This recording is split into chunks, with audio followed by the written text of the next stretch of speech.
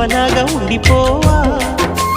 7 అడుగుల తోడు రావా, జన్మ జన్మనందు నీడకావా.